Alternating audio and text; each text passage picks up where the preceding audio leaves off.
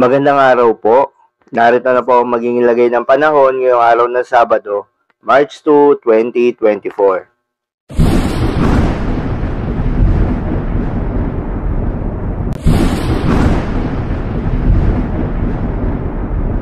Sa kasalukuyan nga ayon sa Pag-asa, itong Northeast Monsoon o hanging amihan ay patuloy pa ring nakakaapekto sa Northern Luzon.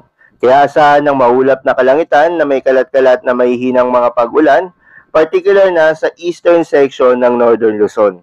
Asahan rin yung mga tsansa ng mga light rains o mga pag-ambon sa malaking bahagi ng Northern Luzon. Samantala, itong easterlies o yung mainit na hangin galing sa karagatang Pasipiko ay patuloy namang nakakaapekto sa nalalabing bahagi ng ating bansa. Kaya asahan ng maganda at maliwalas na panahon na may mga tsansa ng mga thunderstorms o biglaang buhos ng mga pag-ulan. Magandang balita naman dahil ayon sa Pag-asa ay walang binabantayan na low pressure area o bagyo sa loob at labas ng ating Philippine Area of Responsibility na maaaring makaapekto sa ating bansa. Ngayong araw nga ng Sabado, asahan sa Cagayan Valley ang maulap na kalangitan na may mga mahihinang pag-ulan.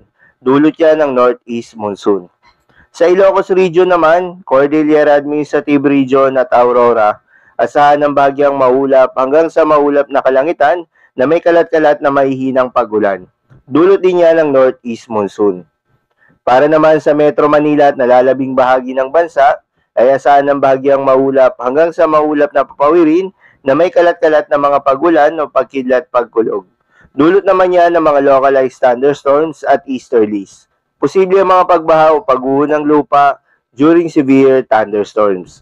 Para naman sa lagay ng mga dagat baybayin, ayon sa Pag-asa ay may nakataas na gale warning sa mga seaboards ng Northern Luzon, particular na sa Batanes, northern coast of Cagayan, including Babuyan Islands at Ilocos Norte. Dulot yan ng hanging amihan.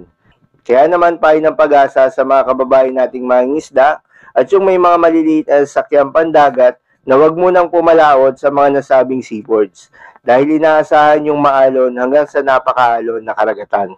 So yun lamang po para sa lagay ng panahon ngayong araw ng Sabado. Keep safe everyone.